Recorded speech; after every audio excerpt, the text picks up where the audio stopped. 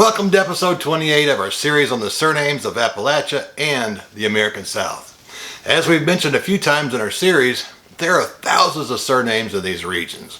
So, to make our task more manageable, we're focusing on pre-Civil War surnames, the old ones. That's because the Industrial Revolution of the late 1800s introduced thousands more names across the fruited plains. And some of them, no doubt, made their way into major cities in the South like Birmingham and Vicksburg, and certain coal mining areas of central Appalachia. Each of the family names we'll examine today was requested by members of our YouTube community. You might note that I discuss surnames in the order that I received them, and I appreciate the opportunity to serve as a resource for you. I also appreciate your patience as I make my way through the names still on our list, and the names still keep coming in. I'm really grateful for that. By request, I'm posting an email address to the Vantage Point in the description so you can request a surname catalog. It contains all the surnames that we've covered up through this week. So, today on the Vantage Point, we'll be talking about the origins and meanings of 9 common and not so common Appalachian and Southern surnames. Our tour takes us from Hoskins Holler in Tennessee to the lands of the Celts, the English lords, Norman nobles, and the Vikings. I hope you'll join me. Let's get started. Number 1, Hannah. In 1 Samuel, the book starts off with Hannah, Elkanah's wife, pouring out her heart to God. She pleads with God to allow her to have a son. Sure enough, God heard her prayer and she conceived a son. Within a year, the baby who would grow up to be the prophet Samuel was born. Hannah is, therefore, a Hebrew surname. Does that mean that General Harvey H. Hanna, a hero from my hometown of Oliver Springs, was Jewish? Nope, it sure doesn't. Biblical names were often adopted by medieval Celtic, Latin, and Germanic folk who bought into Christianity. The surname Hanna, according to my sources, is best thought of as a Scottish surname. MacLeisic says that it was spelled in Gaelic. In Scotland, it can sometimes be used in lieu of Haney. In Ireland, it's concentrated in northeastern Ulster. This is important because that brings into play the Scots-Irish or the Ulster Scots moniker. Of course, we can also agree with MacLeisic and just call it a Scottish surname with a Hebrew linguistic origin. For some, though, that leaves out an important part of their family's protracted Irish experience, including that of the family of General Harvey H. Hanna from Oliver Springs. Number 2, Hoskins. The surname Hoskins is an English diminutive for the son of Hose. The name has a distinct genesis apart from Hopkins, which we covered in episode 24. Folks, when I received this request, I was moved to a brief bout with sadness. In 1982, in a rugged, remote holler in Anderson County, Tennessee, a seemingly poor older man named William Harlan Hoskins was gunned down in his yard by a person armed with a .357 Magnum. His surviving brother and housemate said that they had about $500,000 hidden in their humble frame house. The front door was kicked open and their money was gone. The case remains unsolved. It's the subject of a book written by Richard A. Fascino. The title is Final Judgment, Murder in Hoskins Holler. George Fraser Black doesn't discuss Hoskins as a Scottish family name, and it's not found among the more common surnames in Wales. It's found in Ireland, where it's admittedly an English surname. At the end of the day, I think we in the South and Appalachia can call Hoskins an English or Anglo-Irish surname. Number 3, Mosley. Mosley is an interesting name that has common origins among the speakers of Old Norse, the Vikings, as well as Old English, the Angles and the Saxons.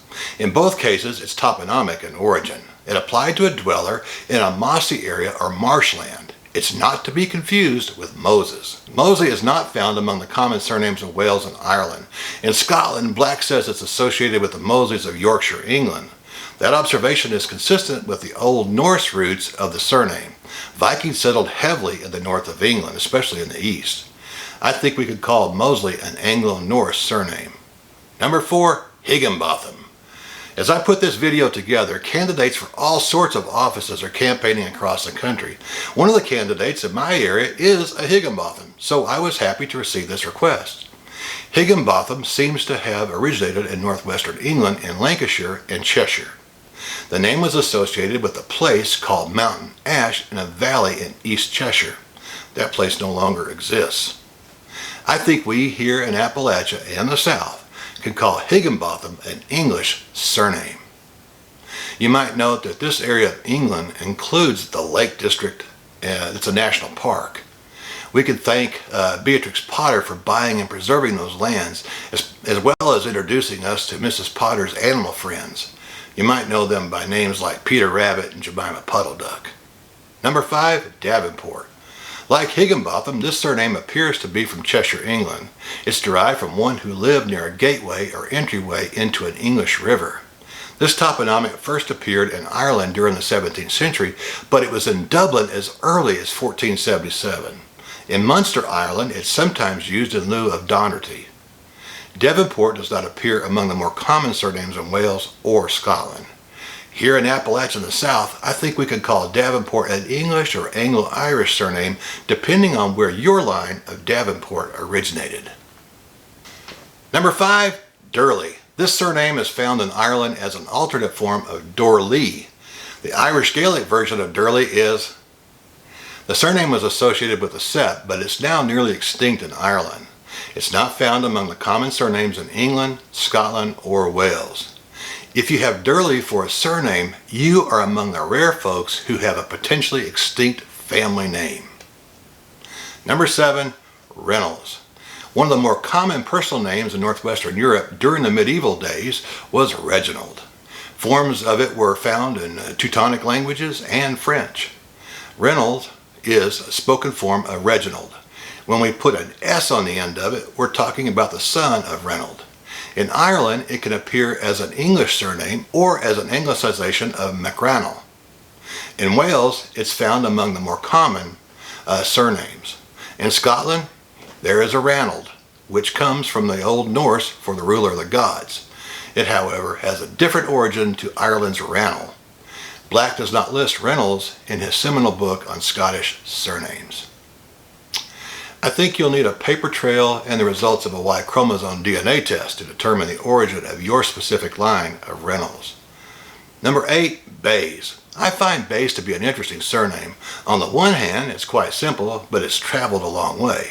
It's derived from the old French word B-A-I, bay, to identify a person with reddish-brown hair. If you look at portraits of medieval and early modern monarchs, you'll find several people with reddish-brown hair. Must be part of the ruling elites, if you will. In Ireland, there is a MacBay, but it's derived from Macbeth, so it's not connected to Bays. Bays is not found among the more common surnames in Wales or Scotland, so I think we're safe in calling Bays an English surname with French origins. Number 9, Campbell. Good. That's what Campbell soup is. Good. That's a slogan from one of the world's largest soup producers. It's a catchy slogan that's been around since the 1930s. The company, however, dates back to 1869. For me, the name Campbell doesn't start or stop with the soup. I live on the border of Campbell and Claiborne counties in Tennessee. Down the road about 25 miles, as the crow flies, is Hawkins County. Tennessee, the birthplace of Archie Campbell, one of the original characters on Hee Haw, the TV show that ran from 1969 to 1993. Archie's last name may sound English due to the lack of an MC or MAC or an O in front of it, but it's not an English surname. It's a Western Scottish name, which in Gaelic looks like this. It meant wry or crooked mouth. In Ireland, Campbell arrived with plantation settlers in the 17th century, so I think we're safe in calling Campbell a Scottish or Scots-Irish surname. Well, friends, that's all I have for you today. I hope you got something meaningful out of our discussion. And if you did, please like, share, and subscribe to the channel. I invite you to check out all the videos on the Vantage Point. In addition to the Surnames of Appalachia and the South series, they cover a wide range of topics. Just in the past 2 weeks, for example, I posted videos on the tragic life of Mary, Queen of Scots, and her son, King James VI and I. If those themes are not to your liking, I have several on weather and other natural disasters like earthquakes and volcanoes. If demand warrants it, I'll be back soon with another episode on the Surnames of Appalachia and the American South. I hope to see you then. God bless you and yours. Bye-bye.